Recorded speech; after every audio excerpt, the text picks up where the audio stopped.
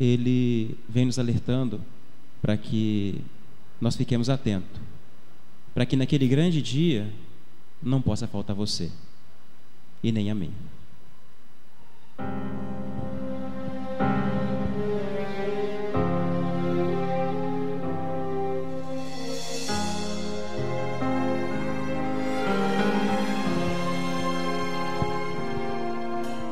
O túmulo está vazio,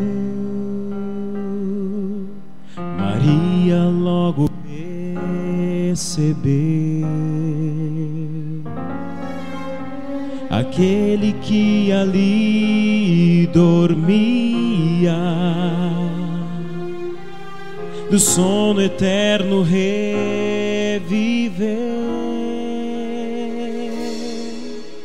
Mas um anjo poderoso seu nome chamou, das cadeias da morte o libertou,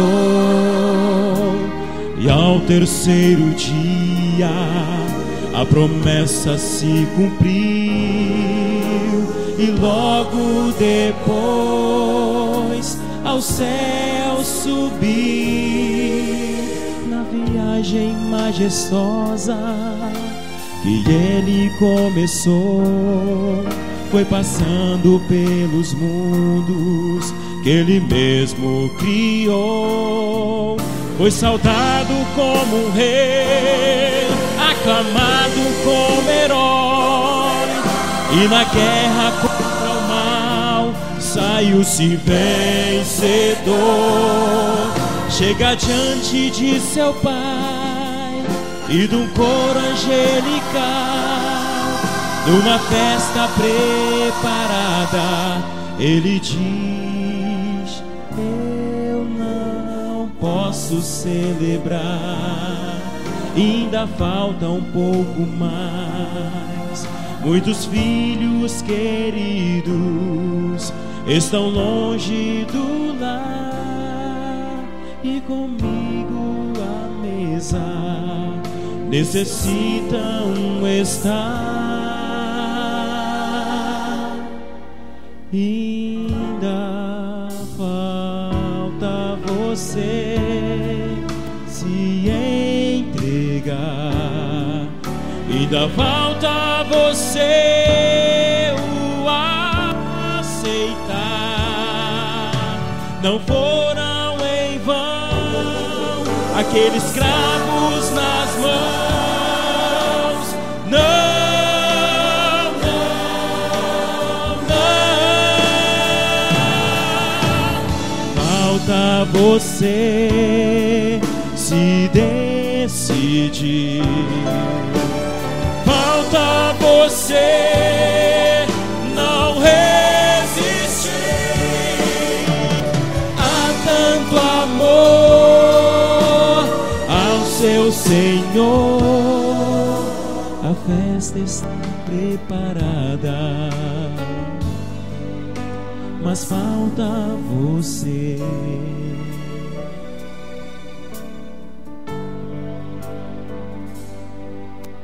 A festa está preparada, só falta você. Não deixe, Senhor, que falte nenhum de nós naquele grande dia. Amém.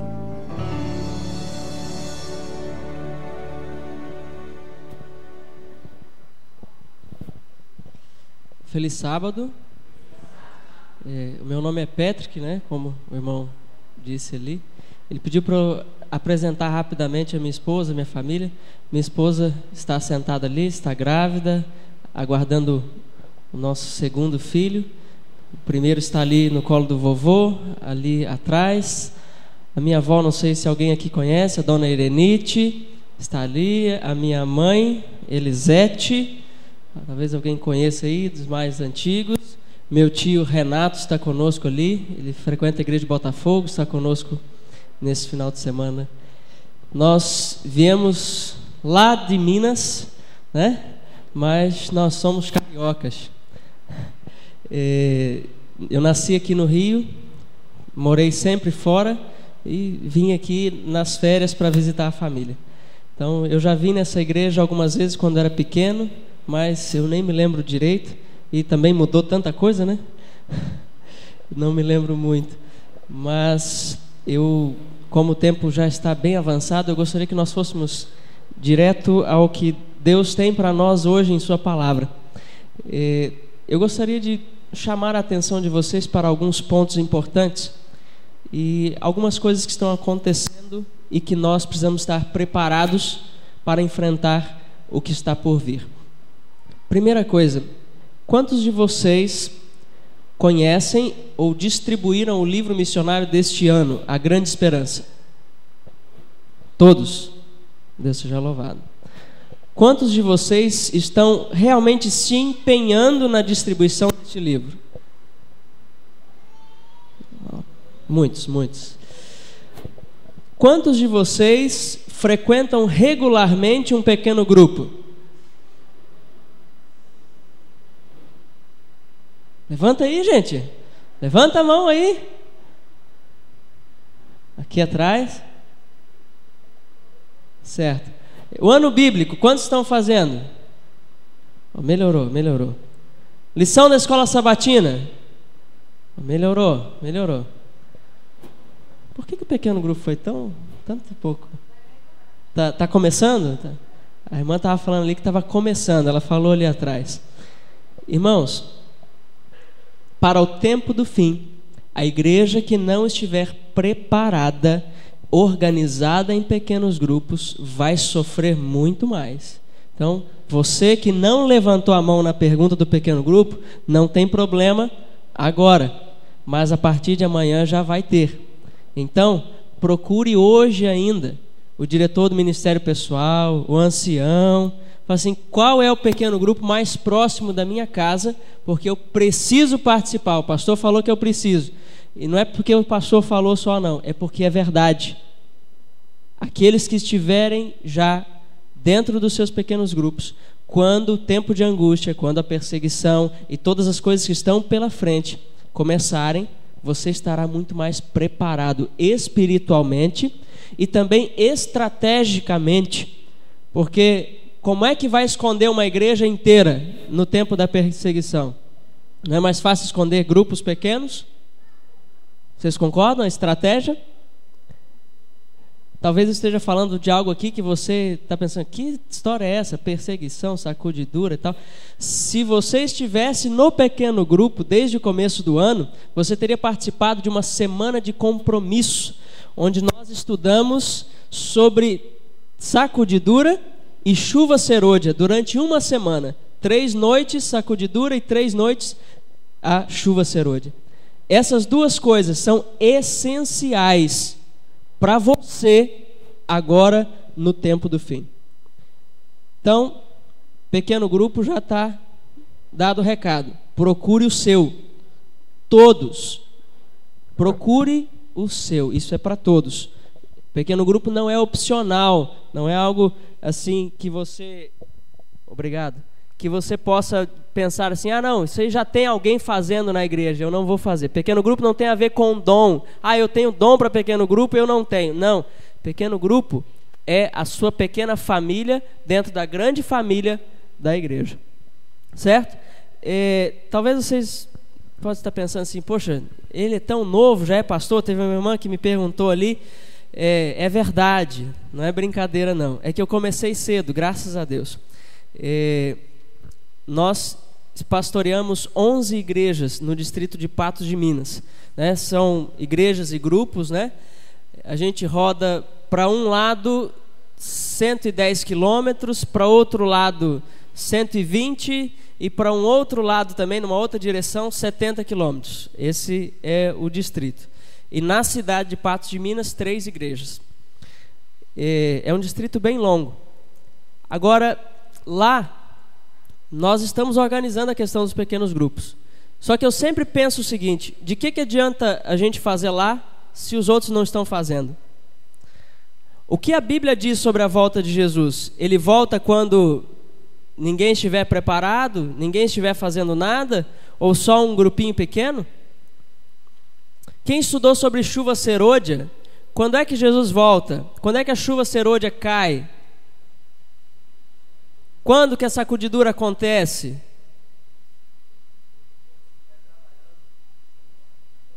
A chuva serôdia é quando o povo estiver trabalhando, é isso? Agora, quanto desse povo? A profecia nos diz que quando a maioria da igreja souber na prática o que é ser cooperador de Deus, a chuva serôdia será derramada. Para isso precisa acontecer uma sacudidura antes, não precisa? A maioria está trabalhando? Você está trabalhando para Deus? Ou você está trabalhando para você? Olha, eu vou falar algo para vocês e vocês vão com certeza entender o que eu estou dizendo. Quando um pai tem, por exemplo, uma padaria e os seus filhos começam a trabalhar nessa padaria, essa padaria vai para frente? Vai progredir? Vai prosperar? Sim ou não? Sim? Agora, se o pai tem a padaria e os filhos desse pai só sabem passar na padaria para passar ali no caixa, olhar ali, eu quero tanto. Põe no bolso e vai. Essa padaria vai para frente? Sim ou não? Se a gente só quer as bênçãos e não quer o trabalho, vai para frente ou não vai? Vocês entenderam a ilustração? Nós temos um pai que quer levar o pão da vida a todo mundo. Para essa padaria prosperar, os filhos têm que fazer o quê? Tem que trabalhar. Tem que usufruir também, mas tem que trabalhar, porque aí vai para frente. Em 1 João, nós temos algumas características daqueles que são os nascidos de Deus, são os filhos de Deus, são aqueles que ajudam, trabalham na padaria do Pai. Vamos lá?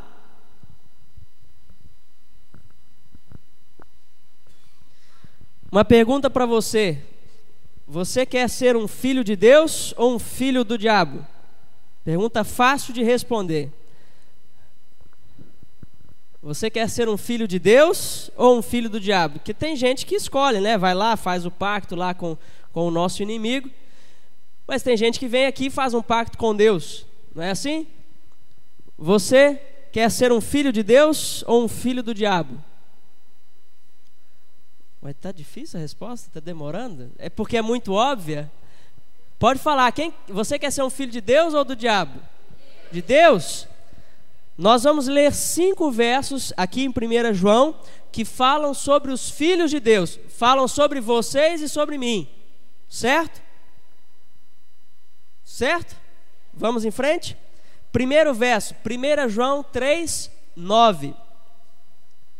Quem são os filhos de Deus? 1 João 3, 9 diz: todo aquele que é nascido de Deus não vive na prática de pecado, pois o que permanece nele é a divina semente. Ora, esse não pode viver pecando porque é nascido de Deus.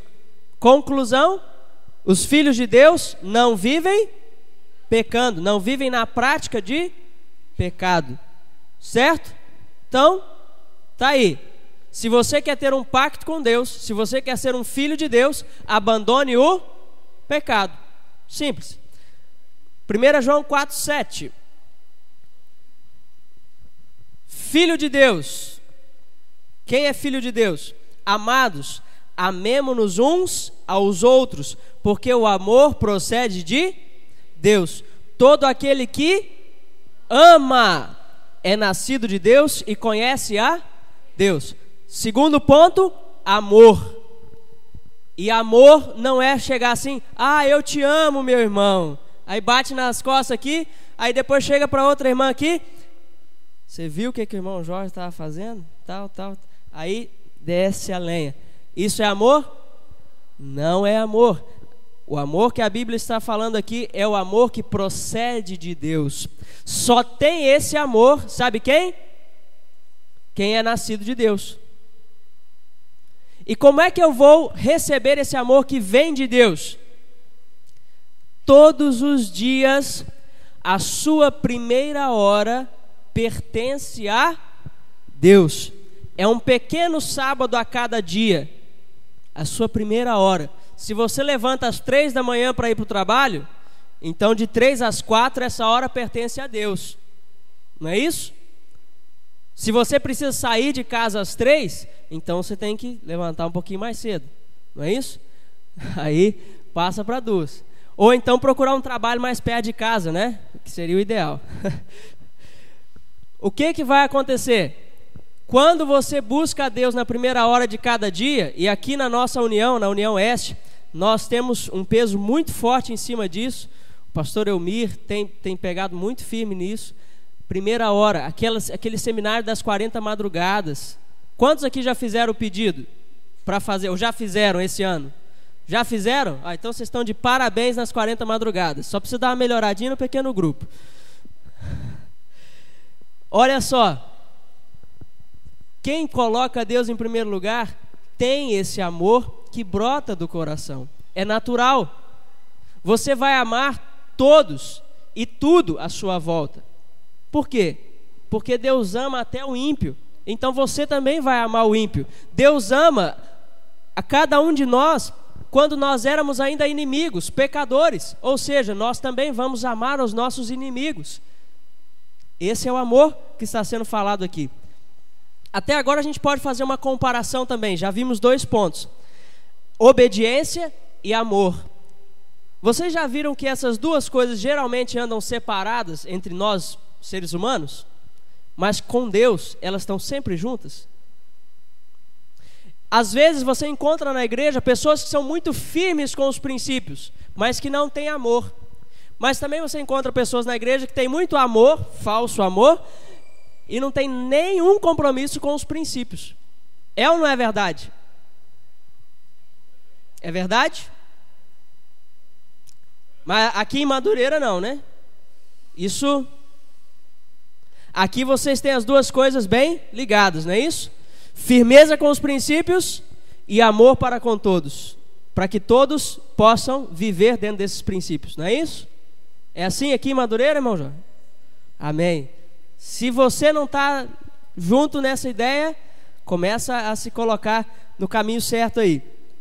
Então, obediência, ou seja, não vive na prática do pecado. E o segundo ponto é amor. Amor verdadeiro, profundo, intenso, sincero. Próximo verso, João 5:1, 1 João 5:1.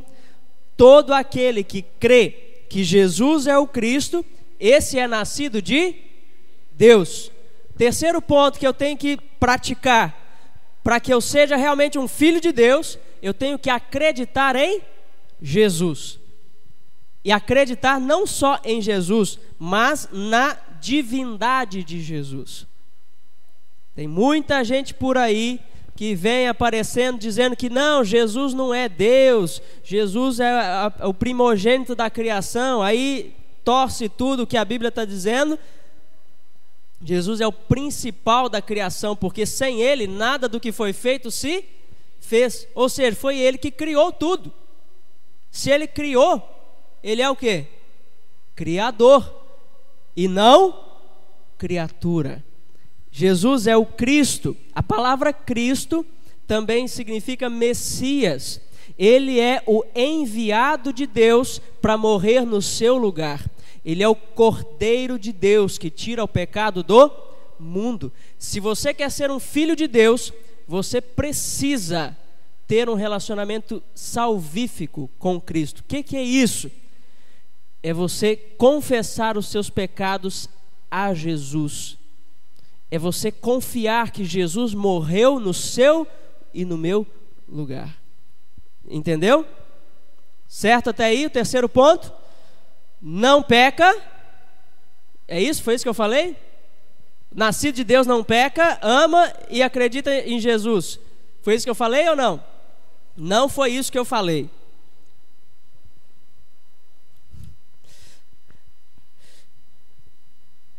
A Bíblia não diz que o nascido de Deus não peca.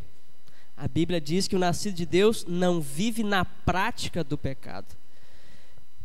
O nascido de Deus comete pecado, mas ele acredita em Jesus, ele vai a Jesus, confessa o seu pecado, deixa o seu pecado e ele alcança misericórdia. Vocês entenderam a diferença? Aqui está a diferença entre a perfeição cristã e o perfeccionismo. A perfeição cristã é abandono gradual de pecado, certo? E não viver na prática de pecado. Se você sabe que é pecado, não faça, né? E se você está fazendo e alguém chega para você e fala, olha, isso é pecado, não fica com raiva da pessoa, fica com raiva do pecado. Entenderam? Esse que é o ponto. Pronto, o que acontece? Aquele que tem essas três coisas, ele já é quase um filho de Deus. As outras duas, 1 João 5,4: porque todo o que é nascido de Deus vence o mundo. É isso? Então quer dizer que eu vou pegar minha espada e sair matando todo mundo aí pela frente? É isso? Claro que é. Claro que é. Qual é a minha espada? E como é que eu vou sair por aí matando todo mundo? O que é isso aqui? O que acontece aqui dentro?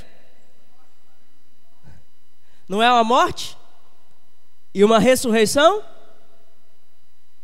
Todos aqueles que somos batizados, à semelhança de Cristo somos batizados. Assim como ele morreu e foi sepultado, nós também somos sepultados. Assim como ele ressuscitou para uma nova vida, nós também somos ressuscitados. Então eu vou pegar a minha espada, não é?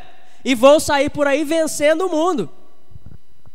Com a palavra de Deus, levando a palavra de Deus ao mundo, eu vou trazer as pessoas para morrerem e nascerem para uma nova vida. E aí eles vão ser nascidos de Deus também, amém? Amém. E o último verso aqui. Ah, perdão, eu esqueci de um detalhe aqui. Desculpa, espera aí, vamos voltar. 1 João 5,4: vencer o mundo também tem uma outra aplicação. A aplicação é a seguinte: o mundo é como se fosse uma doença contagiosa que contamina você. Então o mundo também tem esse aspecto na Bíblia, como algo que puxa você para o pecado. Sabe aquela hora que dá vontade de você fazer algo que é errado, você sabe que é errado? É o mundo te puxando para o pecado, certo?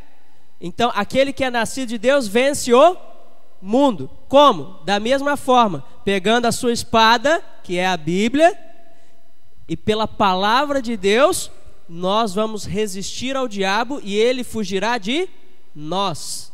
Amém? Então são esses dois pontos aí do verso 4.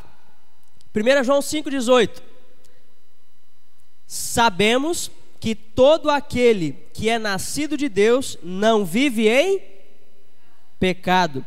Antes, aquele que nasceu de Deus o guarda, e o maligno não lhe toca. Aquele que nasceu de Deus.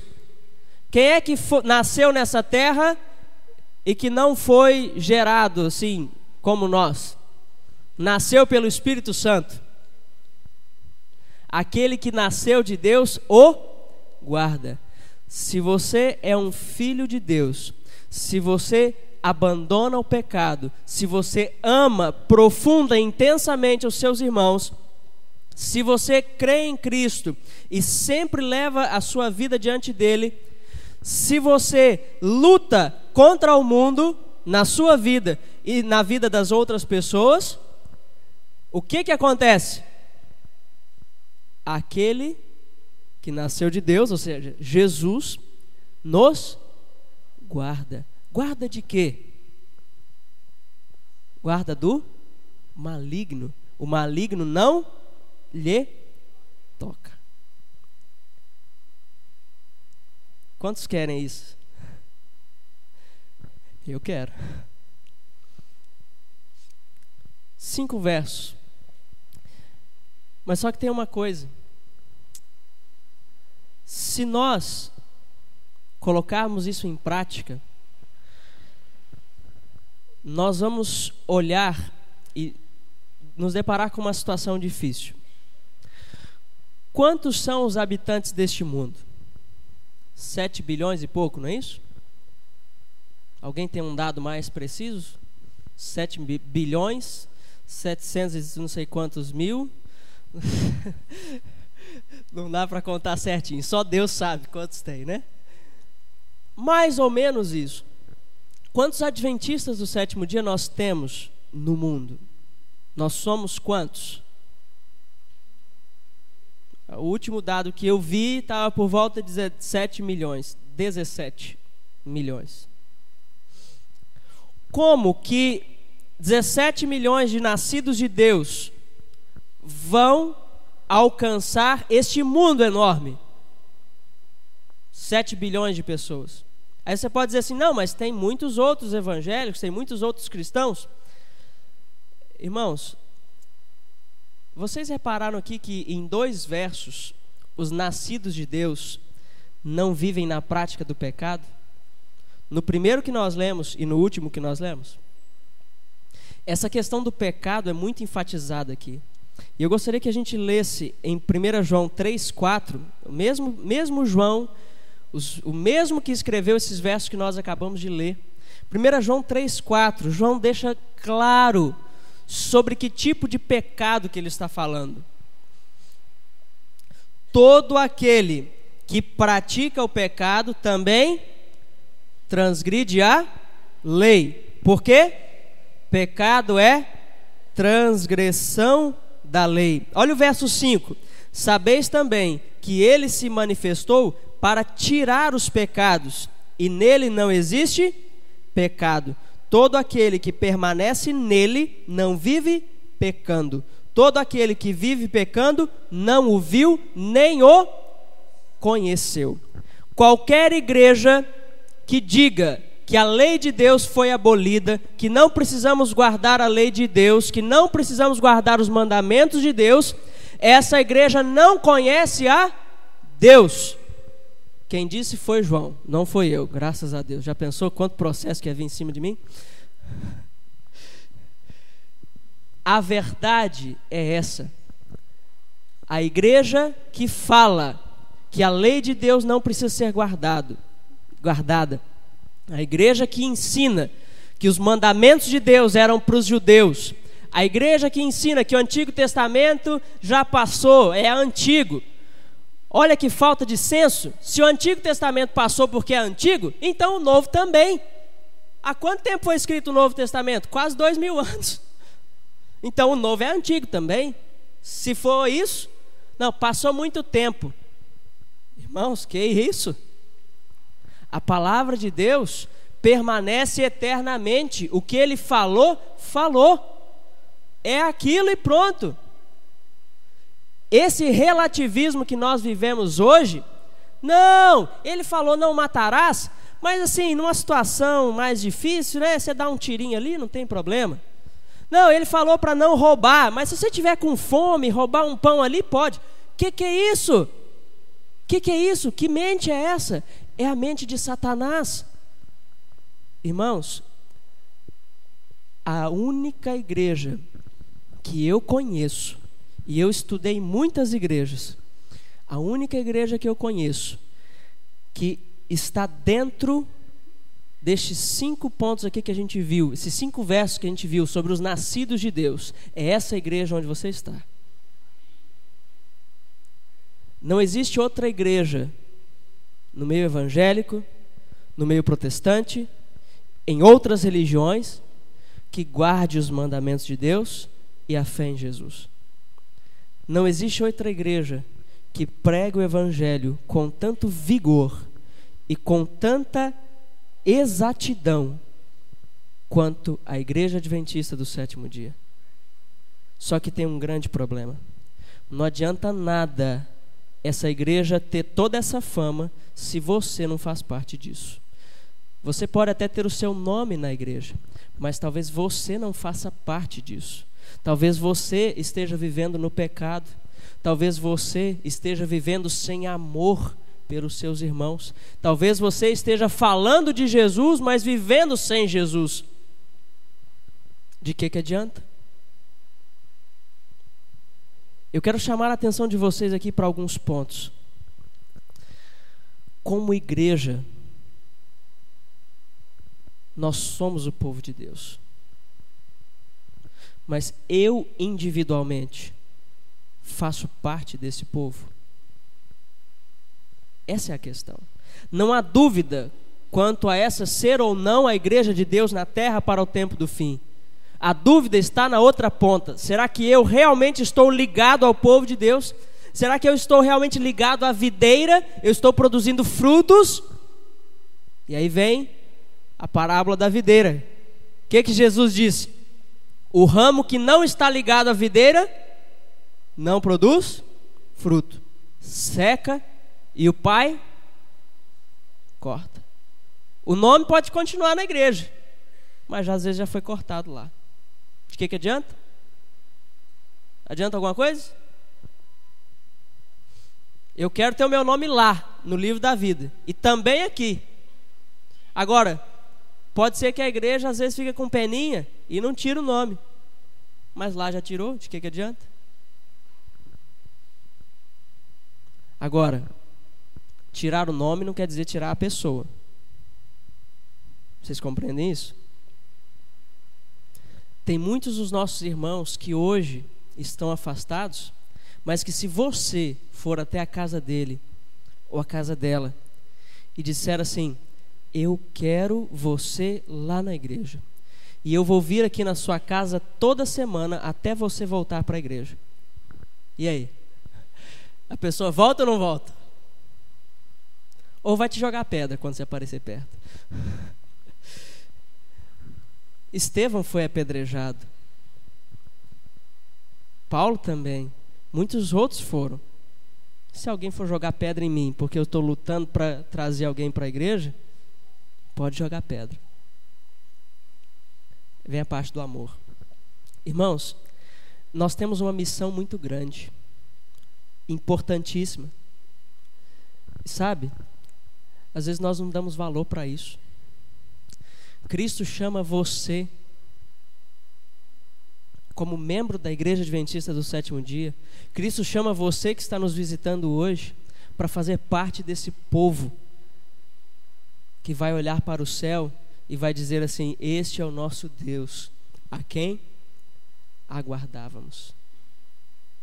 Irmãos, o meu apelo para vocês hoje é o seguinte: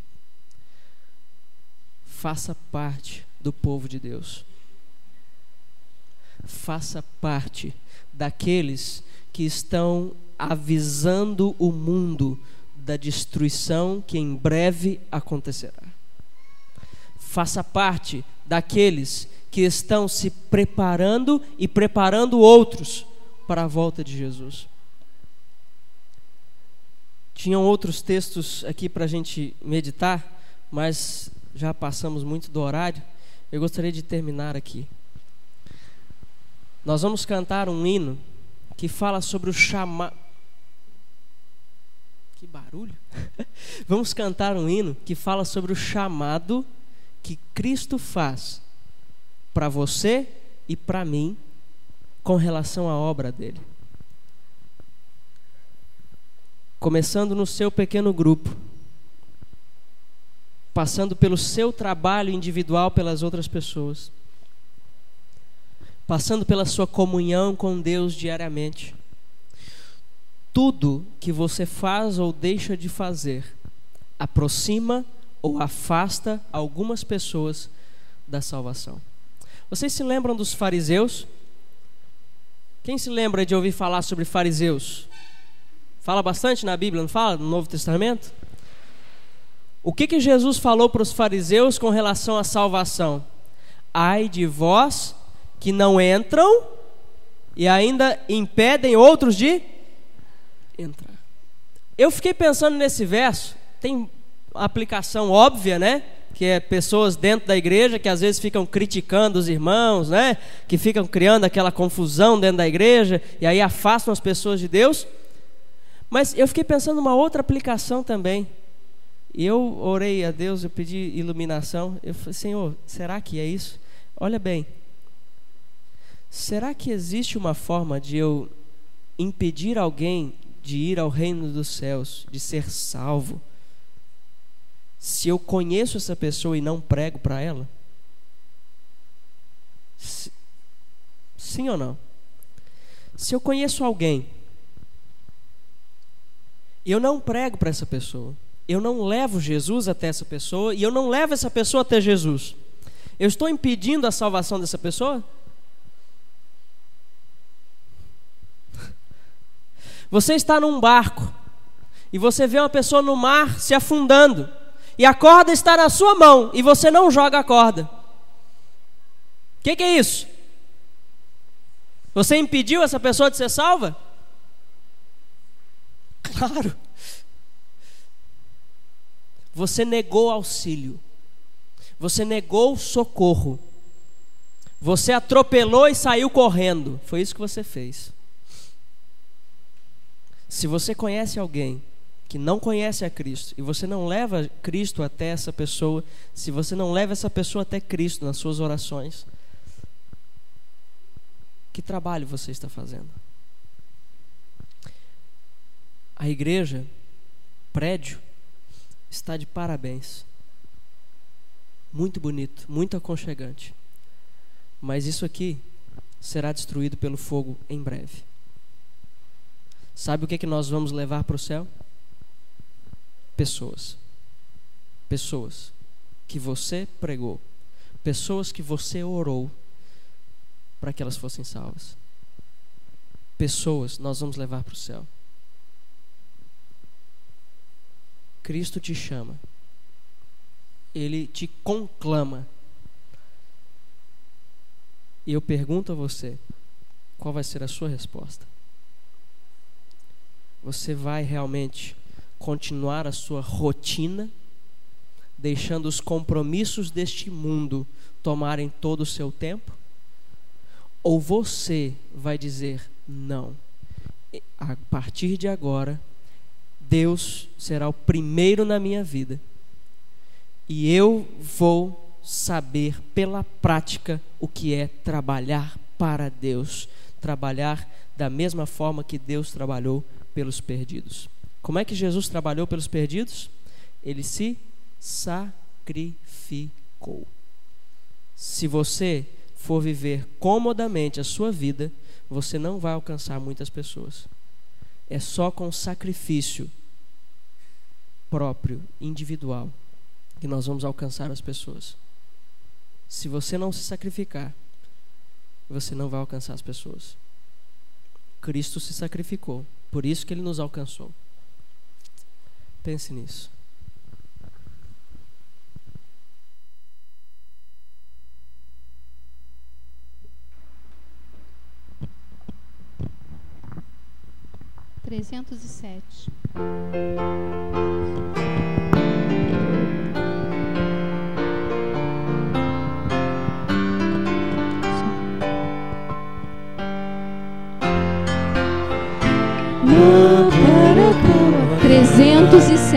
Tens para casa sempre até voltar. Nessa terra santa temos um quinhão, e aos que estão perdidos proclamar perdão.